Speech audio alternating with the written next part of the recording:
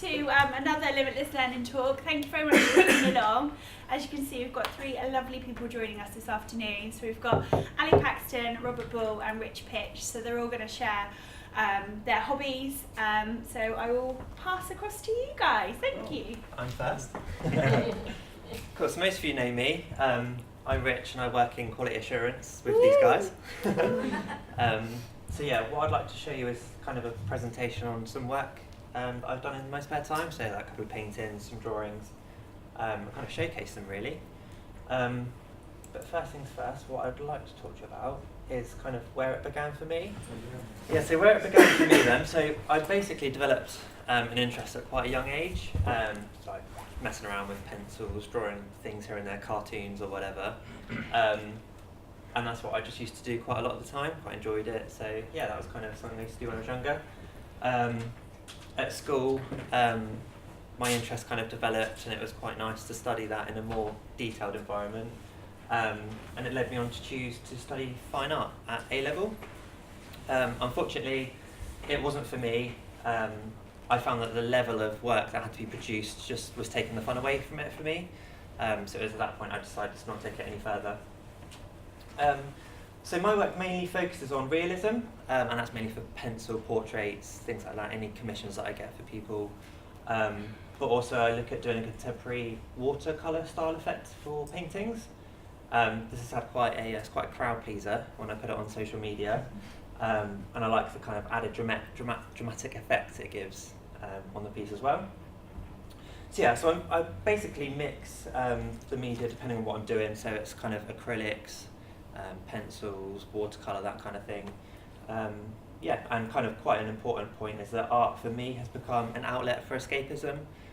It's quite like a, you know, if you want to switch off from the outside world, it's quite a nice kind of thing to do, plug in some music and off you go.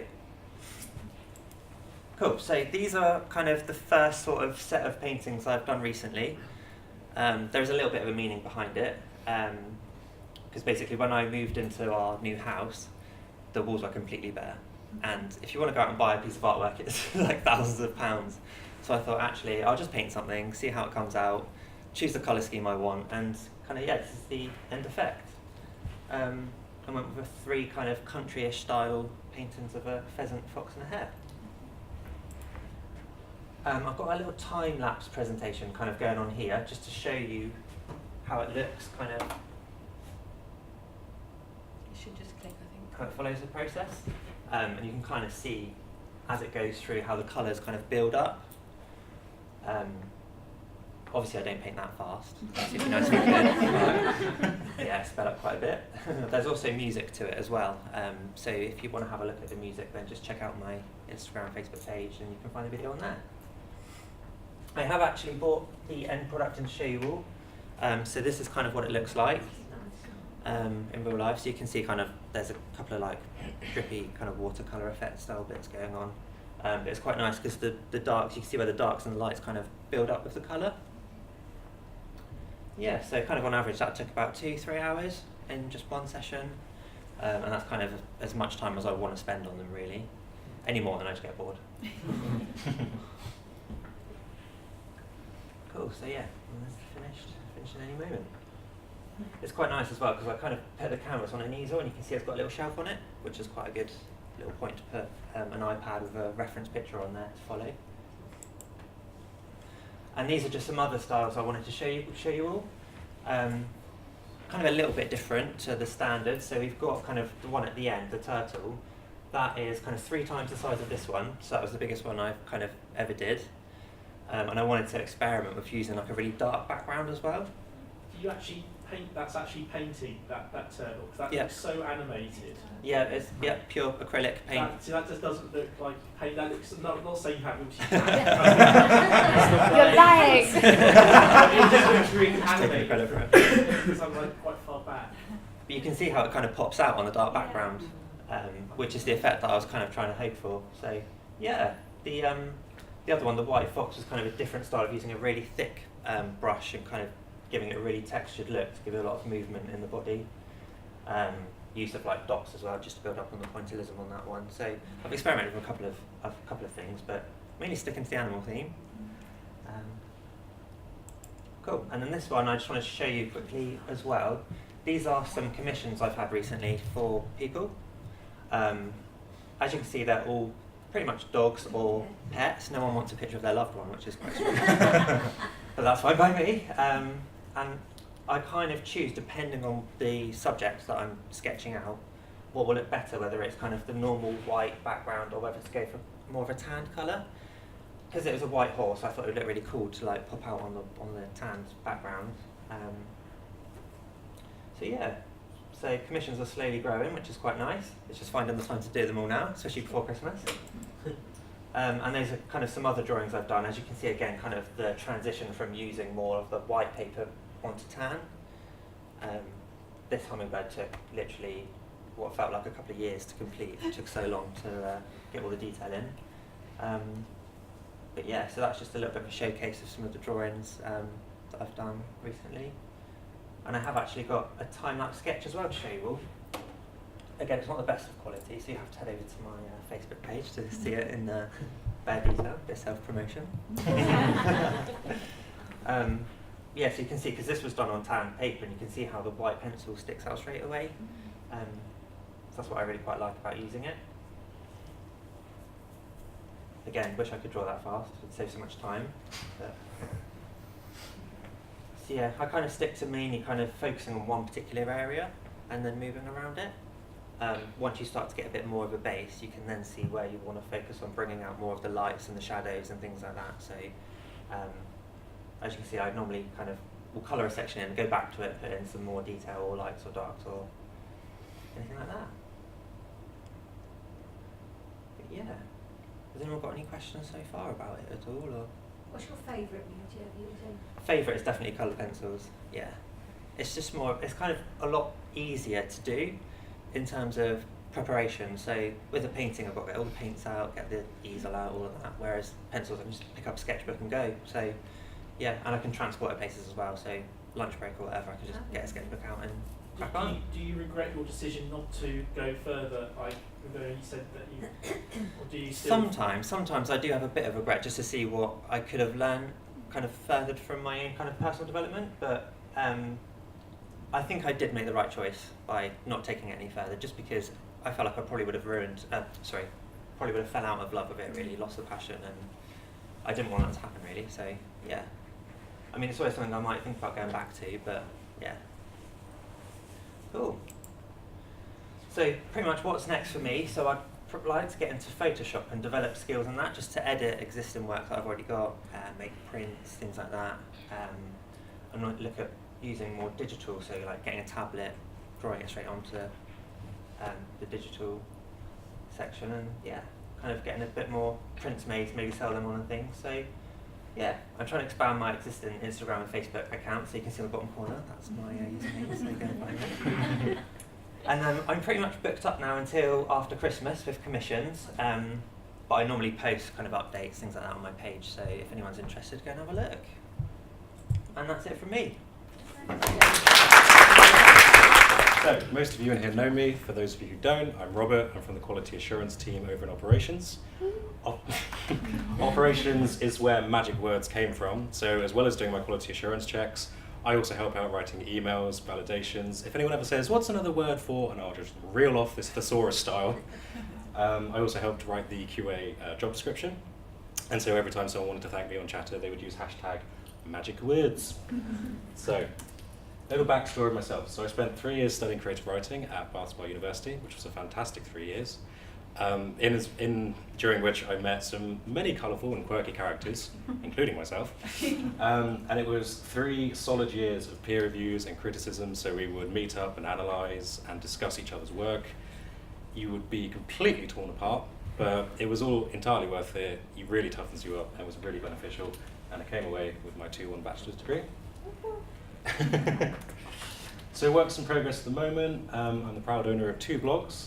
The Unknown Time Lord, because I'm a massive fan of Doctor Who. Most of you probably already know that. And Insaniac Journal, I've had that since, I think, the beginning of college, so a good 7 or so years. That's where I leave like travel writing, film reviews, more personal stuff really. 150 songs project. Now, I include this to demonstrate the infinity of imaginations. So in college I was studying media, in which we studied music videos, and we studied Gorillaz, the animated band. And instead of making basic music videos of just a sort of, basic images, they told a story. And I really loved this idea of having a narrative throughout multiple songs. And so I decided to make one about a superhero, because that's what you do when you're in college. And I decided to, I would just listen to random songs and try and put pictures to them in my head. And it's just built and built and built and built and built until I eventually had 100 songs, 100 miniature films inside my head. And I just think it impresses me how good my memory is in that style, and yet I can still lose things. But it's entirely grown, and I've also had a few songs built on the time board as well. 6 novel ideas. Some of them are just a name and a concept at this point. They're nowhere near creation. As of last year, one of them has reached 100,000 words, which is my new record. I'm hoping to finish that somewhere next year. And also, The Empty Dragon. Yeah. I was going to say, The Empty Dragon will be familiar to quite a few people in here. So, The Empty Dragon was merely a 4-page short story based on Skyrim, hence the image. Because a few people around Sydney Health knew that I was a writer, I gave it out to them, and they read it and went, "Oh, you've got to write part 2, you've got to write part 2. So I did. As an odd spot of revenge, I thought, fine, I'll make it a sequel, not realising I'd have to then write part 3. So part 3 was actually sent out earlier this year. I'm hoping to finish part 4 in November. And I have down here at the front copies of part 1 for anyone who would like one. And if you like, I will sign it for you. You will have to provide your own pen. I feel like I've lost points on being a writer there, but they're here if you want one. So, the main thing now. So, what does writing mean to me? Well, it's a mean of telling stories. Kind of obvious. I can't pinpoint exactly when I got into writing, but I know that at quite a young age, around secondary school, I loved making things up and telling them to other people. I liked other people reading my stories.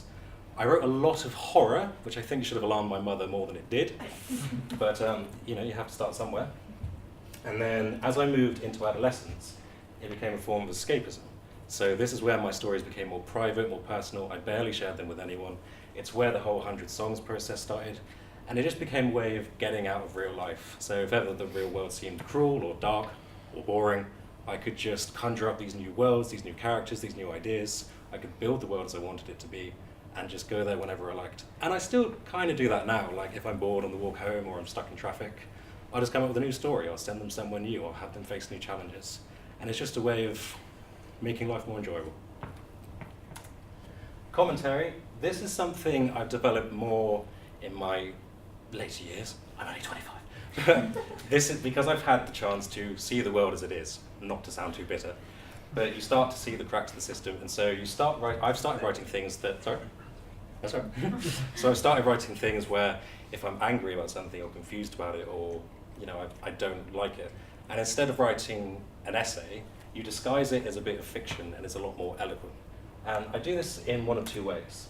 So externally, that's the whole viewpoint on the world process. So, for instance, Of Mice and Men is actually a statement of John Steinbeck on the Depression and the American Dream. Or The Lion, the Lynch Wardrobe is a statement on Christianity. I've written things, so one of the 6 novels is called Mirror Sky, and that's me talking about the curse of vanity and self-obsession in the modern age. I've also written one called Lifetime, which is a frankly quite angry statement on the balance between happiness and financial stability. I'm quite proud of them, and I'm hoping to get them published one day. But also internally, so this is self-critiquing, self-reviewing, sort of like a personal epiphany, where I realise things about myself and then realise that I need to make myself better. So, for instance, about last year, I wrote a short story about a man who goes into a museum and completely trashes the place. So he smashes all the artifacts, gouges all the artwork, but at the back of the museum is a hall of fame, like a memorial wall covered in names, and he leaves us alone. And I put the story down and I left it, and I thought about it for a while, and I thought, the man in the museum, the man in the story is me, because it's the way I deal with my own past. And because I'm still letting people from my past affect me, but I'm trashing my own memories, and that's the wrong way around. And through this, I was able to work past it and make myself better. And that's where we come on to self-expression. This is the big one. So verbally, I really struggle to express myself, in interviews or around friends or when I'm with my partner. Sometimes I can't get the ideas out.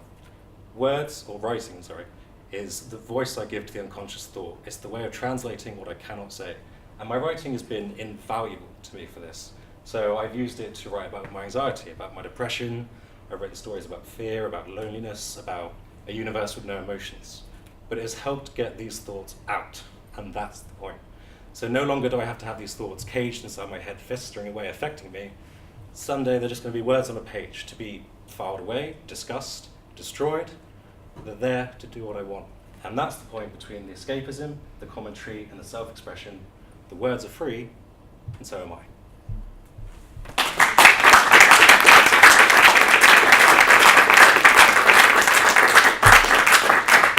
Any questions? When's Empty Dragon? Should be done by the end of November. Exact date. 30th of November. I'm holding you to. What's the basic idea of the novel that you said that you not nearly finished, but you're sort of more close to finishing than the other 6? Oh, the 100,000. Yeah. That's actually the superhero one, which started in college, the 100 songs one. That's about a man trying to change the world without knowing how. And that actually comes under my internal commentary as well, because I have that. I'm quite uncertain about things. I'm quite unclear. The future is entirely unknown to me. So it helps having a character who's trying to figure it out himself, and that helps me figure it out as well. And then I also have, as part of the unknown Time Lord, internally is someone struggling with their past, because that's quite easy for me to write about.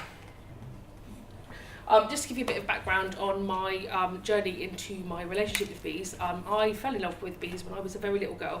We went to a honeybee farm and I could see them coming and going behind glass, doing their thing, and I just was in awe of them. And we used to go to this place every year on camp, so I was able to visit them every year. Felt like I got to know these bees.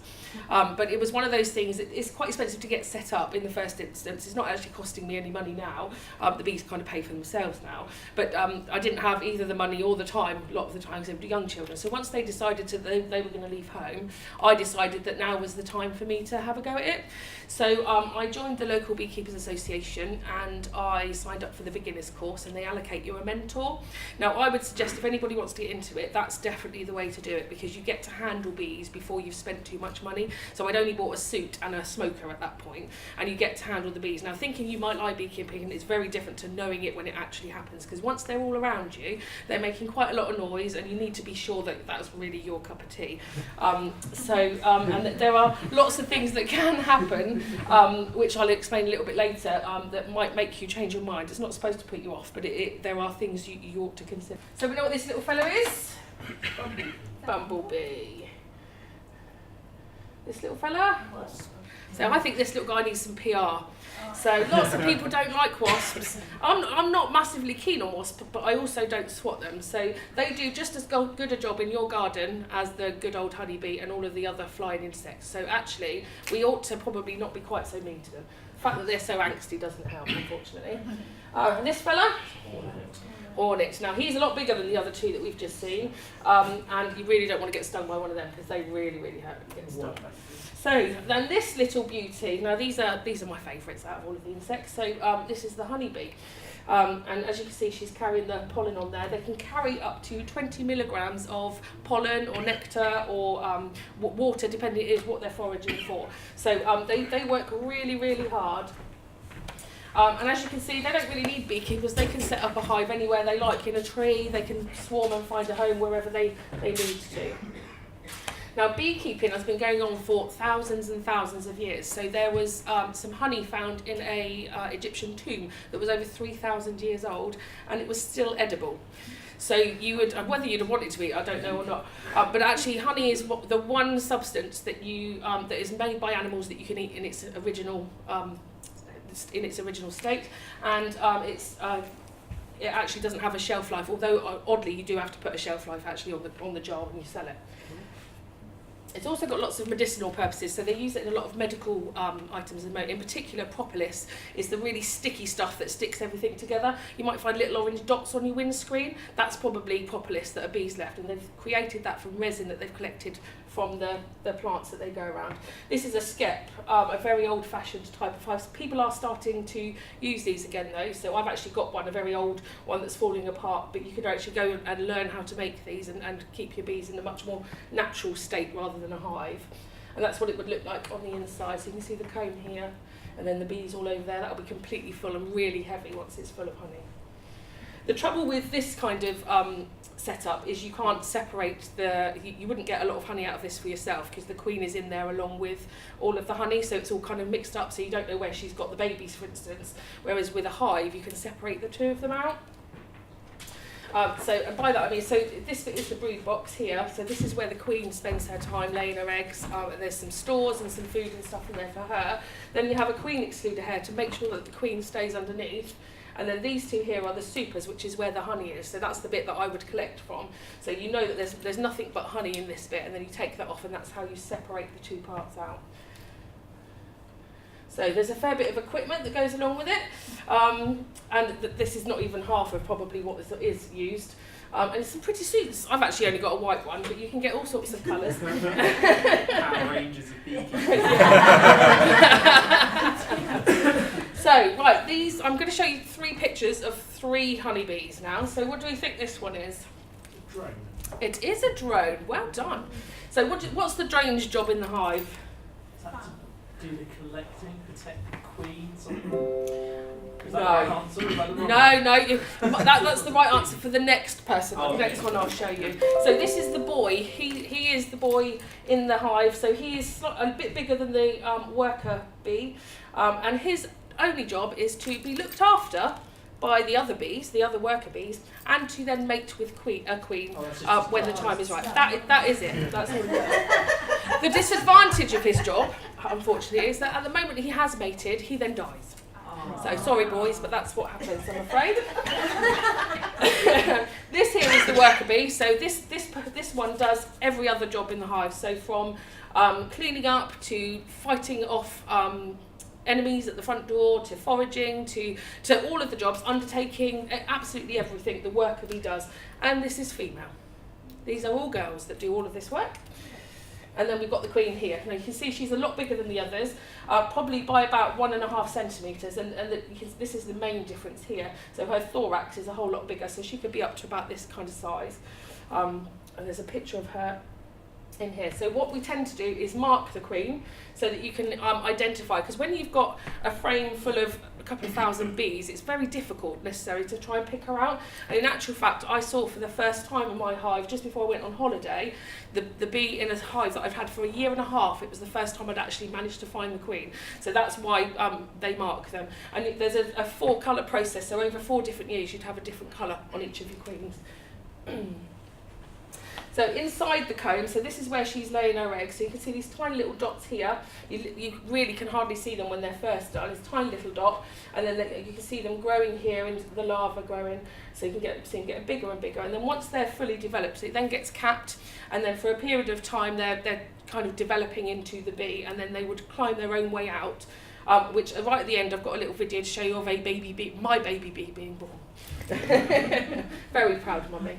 So this is the drone comb, because where they're that bit bigger, you can see that the comb is actually bigger. And then this is the regular worker brood comb. It's much flatter within the comb. And that's the queen cell, as you can see, is quite different.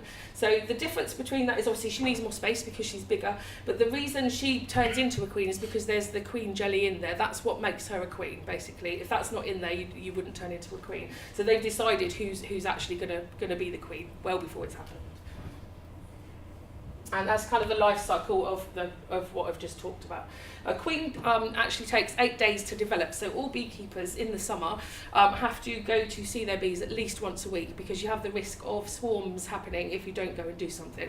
So you would either need to separate them, if you've got queen cells that have developed in there, you either need to squish them, or you need to separate them out, so you end up with an extra hive.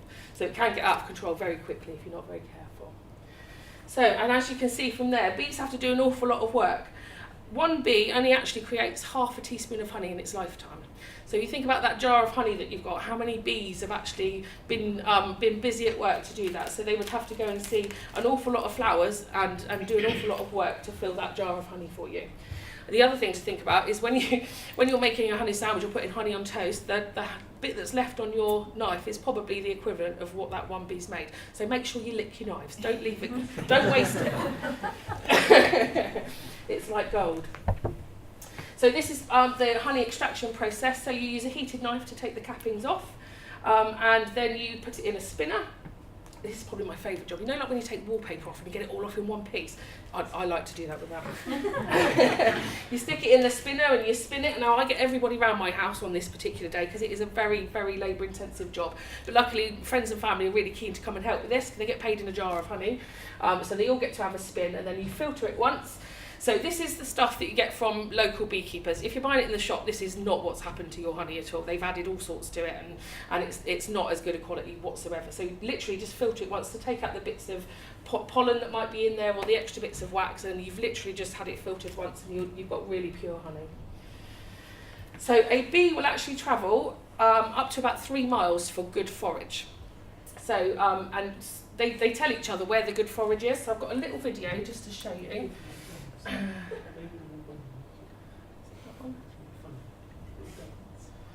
So this video here is one of my bees coming back to tell the other bees where the good forage is. This is called a waggle dance. He's doing a waggle dance. Oh, no. Does everybody else want to food is? I thought I'd turn that Then down. they'll pass the message on. So cool. You see he's doing a figure of These 8. are just the coolest thing ever. Don't they look funny? You know, to replace David Attenborough.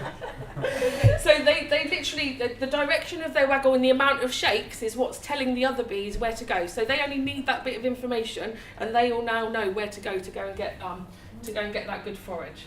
So once they've told them, they'll come back and they're carrying it. As you can see, they get completely covered in this stuff. So they roll up as much as they can in the balls. And I don't know if you've actually seen, but sometimes I wonder how they're even carrying it. And it comes in all sorts of shapes and colours as well. So this bee is completely covered. I'm not sure what plant it's on. So all sorts of shapes and colours. So that's literally the colour of the plants that they've collected from. That's why it's all those colours. And when it's inside the comb, and you cut it open, that's what it looks like. So you can see the different layers that they've built up, and they'll be storing that to go back to during the winter, along with nectar and water, so that they've got enough to survive on through the winter. So we all know that they help with the plants and the vegetables, and I just wondered what everybody thinks the problem would be if we didn't have bees. What do people... Nothing would get pollinated. Well, some stuff would, because there are other creatures that would do it, but 80% of what we eat is that is grown, the bees actually pollinate. So that's what your shelves look like at the moment, with all of the stuff that the bees do. If they weren't doing that, that's what they would look like. That's quite scary, isn't it? And you wouldn't necessarily think about it, but in the dairy fridge, they're also responsible for a lot of the stuff that goes in there. If they weren't around, that's what your dairy fridge would look like as well. Because the other creatures who eat the substances that they've pollinated for us would not be able to have what they've got to eat either. So it's quite scary. So this is a picture of a swarm, close up. So what's happened here is the queen's decided she's off, and an extra queen cell was in there. She's decided she's off, and she is right in the centre of here. Now, as much as you might not believe me, they are not the slightest bit dangerous at this stage. They are so full of food, they haven't got the energy to be fighting anybody or stinging anybody. Their main job is just to look after the queen that's right in the middle of there, and there'll be scout bees that have gone off to look for somewhere to live. They're waiting to come to get the message, and then they'll all be off there together. So, stings. Is anybody squeamish?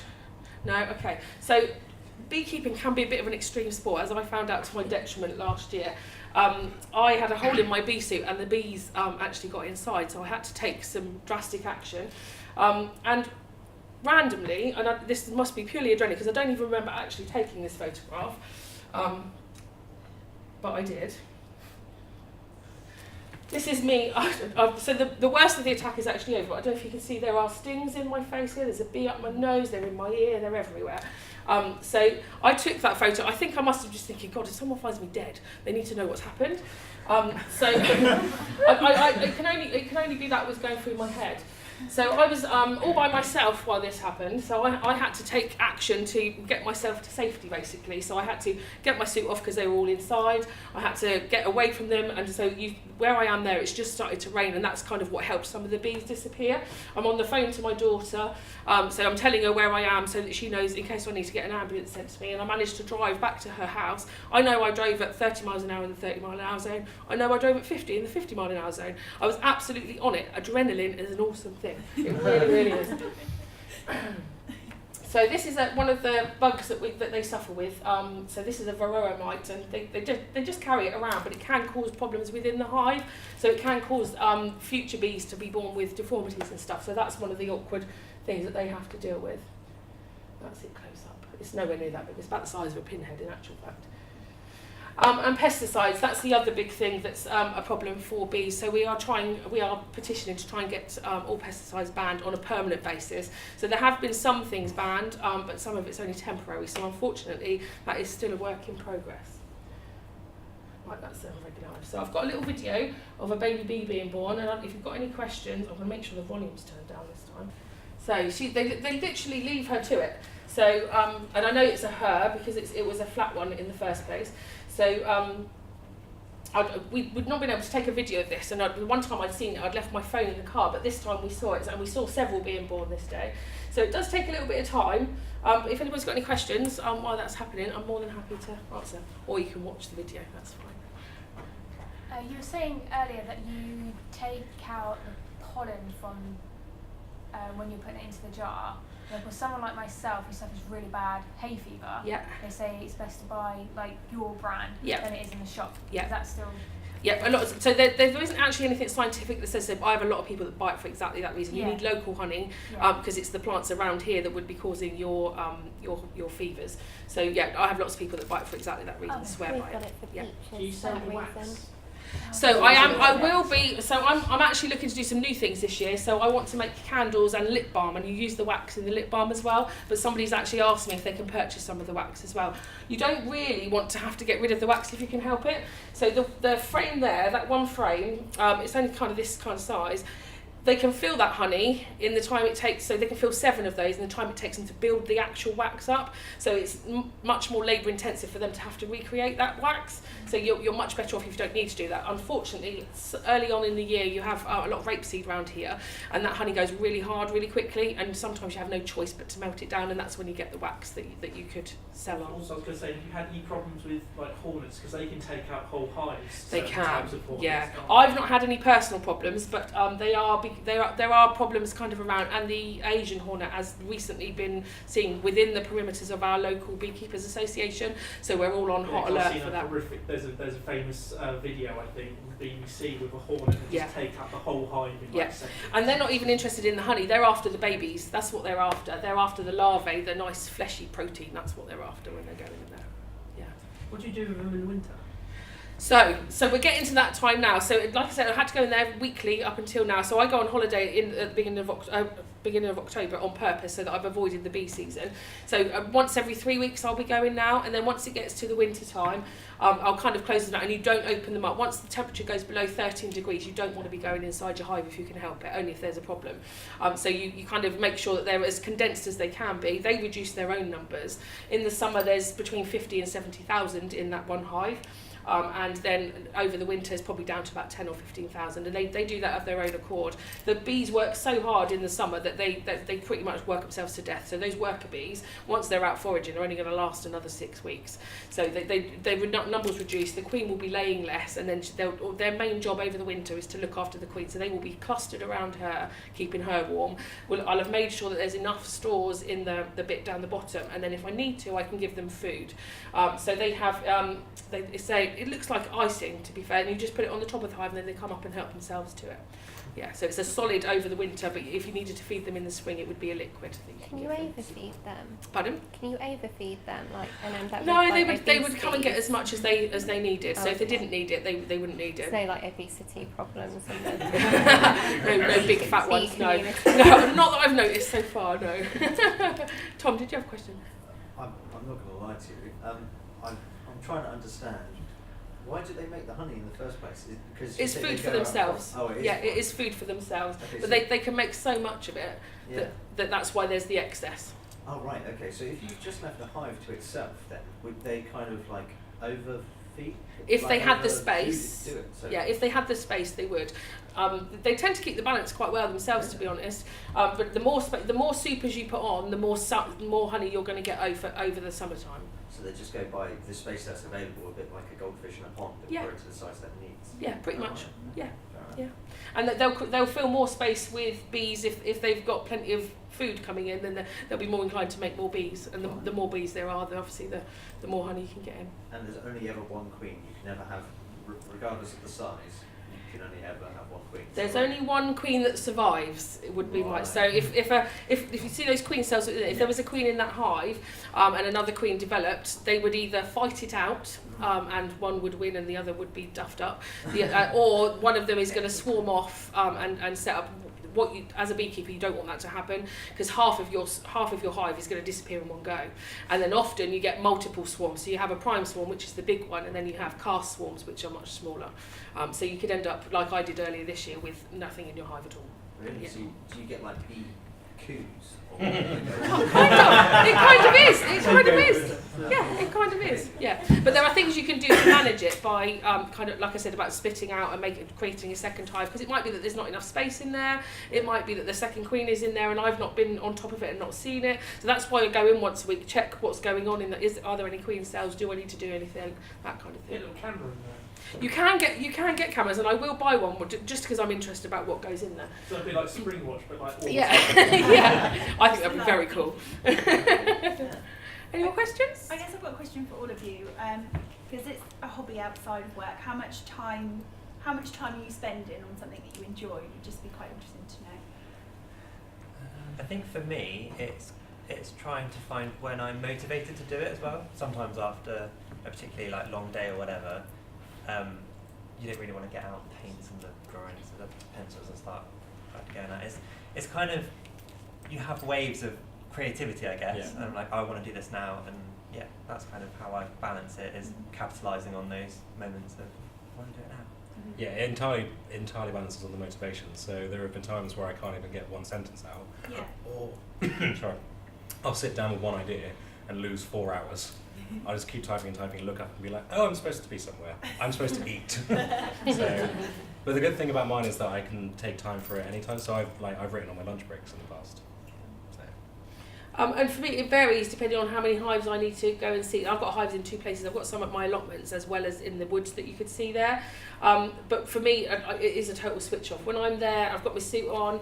I can't hear the cars. There's nothing else going on in the world when I'm with them, and it's the noise that they're making. It properly switches me off from everything else. So it could be an hour and a half. It could be 3 hours. Depends what I needed to do, really.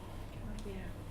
And I think that's what I would kind of take from all of them. If you've all talked about kind of escapism, it's all about your mental well-being, isn't it? Yeah. And finding something that kind of ticks all those boxes. Definitely. Anyone else got any other question?